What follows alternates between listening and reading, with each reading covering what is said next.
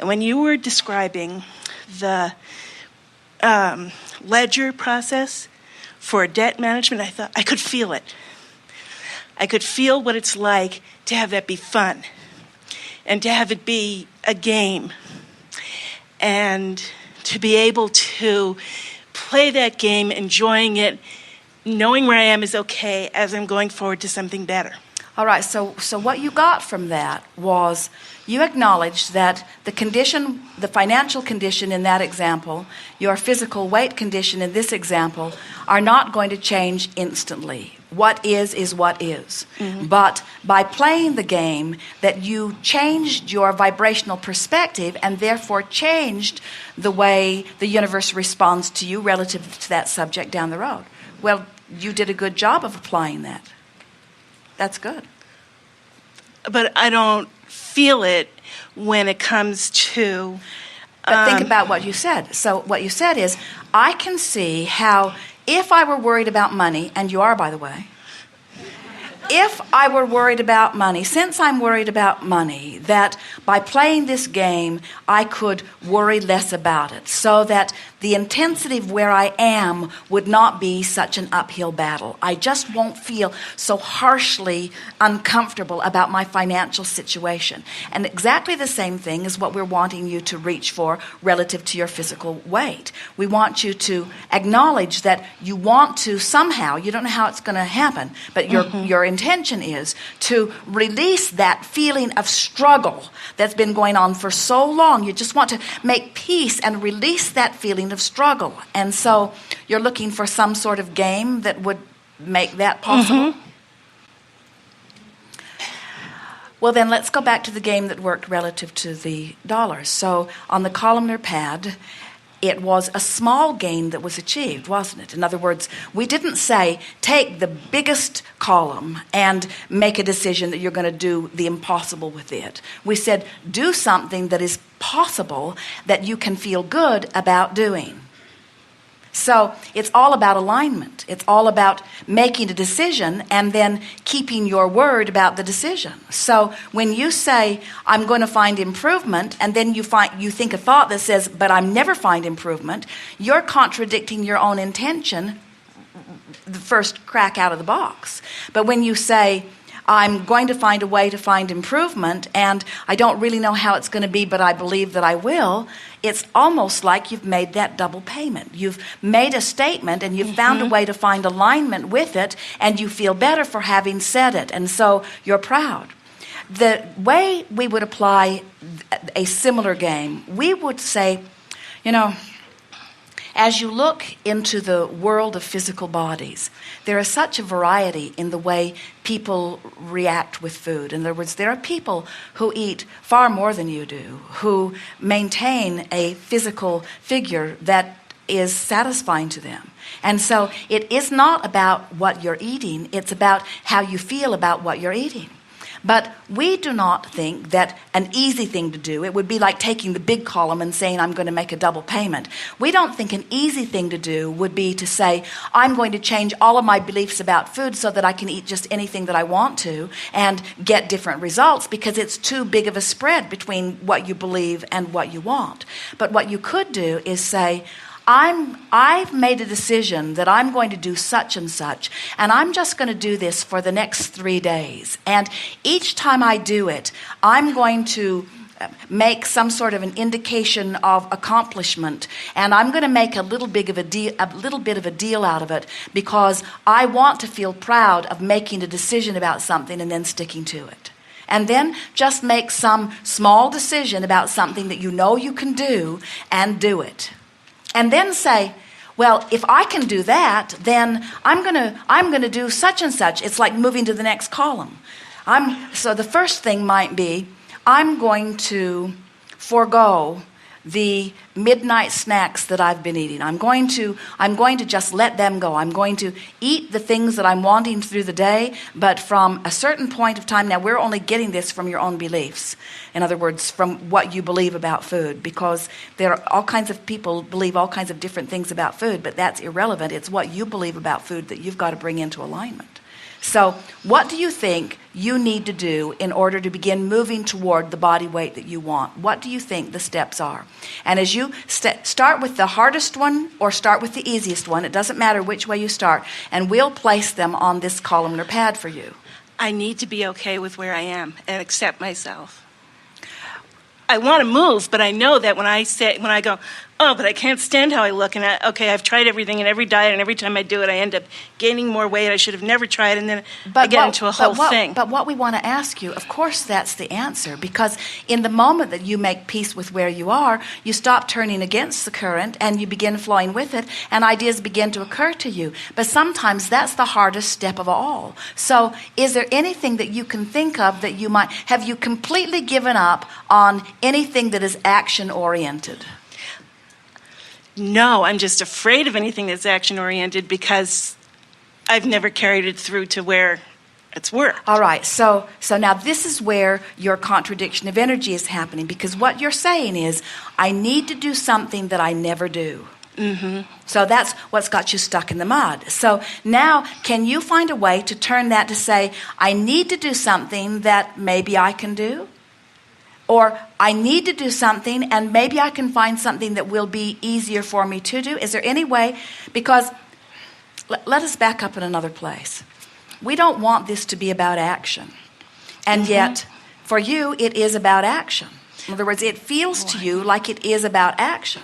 So if you will approach your action in a better feeling way, now you're applying the science of energy movement to your action. It's the same thing as why the columnar pad appealed to you. That was action. In other words, that wasn't something someone just dreaming themselves into vibrational alignment. That was someone choosing a game that enhanced their vibrational alignment and made vibrational alignment easier. You see what we're getting at? And then they got to check it off and say, yes, so that's what you want to do. You want to find something that will cause you. So you have to decide something that you believe that you can do, that you will be proud of yourself for doing. That's like the first step in making peace with where you are. And we think that the thing that's got you tripped up, you've convinced yourself, you've been beating this drum just in the short time you've been sitting in the chair, you've convinced yourself that you are incapable of keeping your word to yourself. Yeah. And that's why that game appealed to you. That was somebody who kept their word to themselves and they laid it out in an easy fashion and then felt so good about keeping their word to themselves that their vibration shift and then it got easier and easier and easier. That's why that game's appealing to you. Mm-hmm. So what could you decide to do that would make you believe that you could keep your word to yourself? Don't choose something that you don't believe you can do. Don't say, I'm going to run 5 miles every day. Don't say that. Don't say, I'm never going to eat anything with sugar or carbohydrates again. Don't say that. You're going to break that promise before the hour's out usually, you see. Whenever someone says, I'm not going to do that, they activate it and it calls them. I'm not going to eat that Snicker bar. I'm not going to eat that Snicker bar. I'm not going to eat that Snicker bar. I'm eating that Snicker bar because I can't not eat that Snicker bar, you see. Well, every day I could do something that makes my body feel good. Like what? Go for a walk or get a massage or meditate or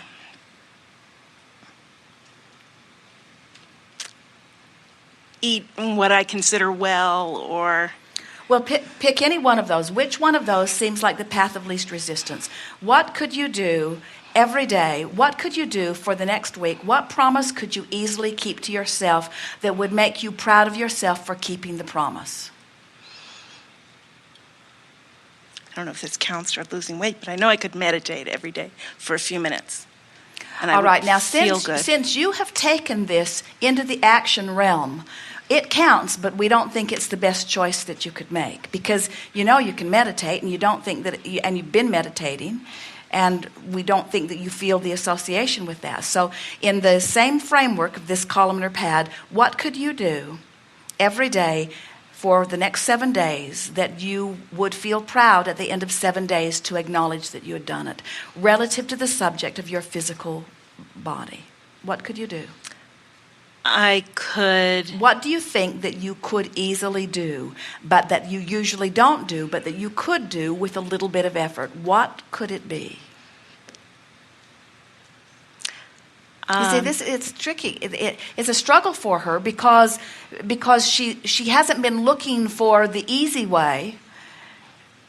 In other words, you've convinced yourself that you don't keep your promises. And so and you can feel that we're going to hold you to this promise. And so you're doing a good job. You're making sure that it's because you don't want to ask a question that you don't know the answer to. We've talked about that earlier today.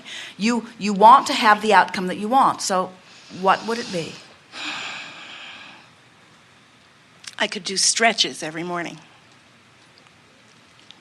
All right. I could do stretches every morning. Well, and I'm not going to get carried away with this. I don't intend to make it a big, long, hard workout.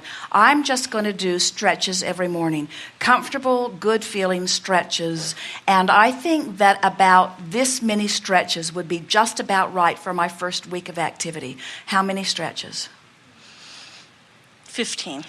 15 stretches every day. And I'm going to do them standing, sitting, or lying down. What kind of stretches?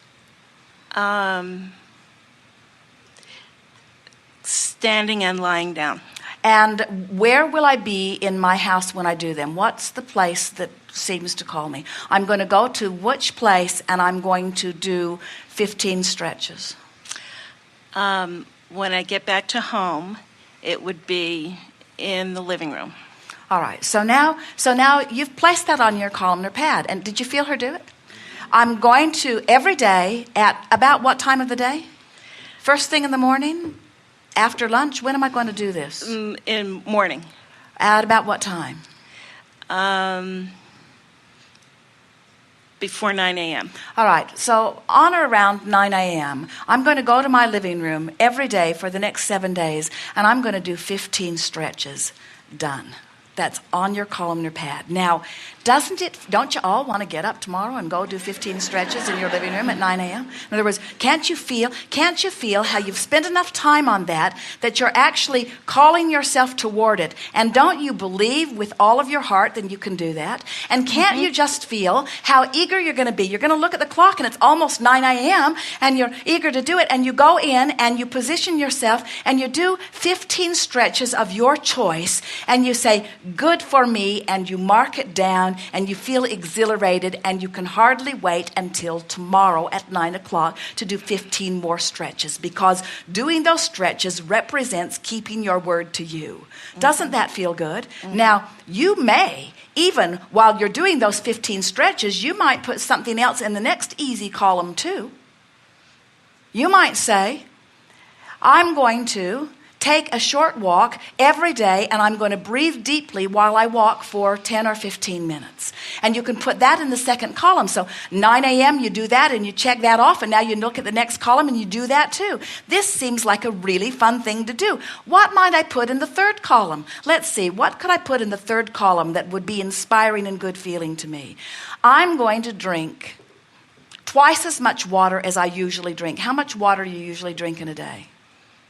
Probably 6 cups or so. Well, that's pretty darn good. I'm going to make sure that I drink 8 cups of water tomorrow. That's in the third column. So now you've got 3 columns on your list. At 9 o'clock, you can hardly wait to do those 15 stretches. And somewhere in the morning, you can hardly wait to take that 10-minute walk while you breathe deeply, while you focus on your breathing while you walk. You're not focusing on distance, you're not focusing on speed, you're focusing on breathing while you walk. And you come back and you check that off, and then you watch yourself through the day and you drink the water, and at the end of these days, as you look at these columns, you feel doubly, triply good about yourself, because you have made statements to yourself, you've kept your promise to yourself, and before you know it, you'll be putting more things in more columns and keeping more things in more columns until you will become the fitness guru of your neighborhood. People will begin looking at you and they'll say, how did you do this? I remember when I never saw you out. I remember when you were not active or physical at all. I remember when you didn't feel very good about yourself at all.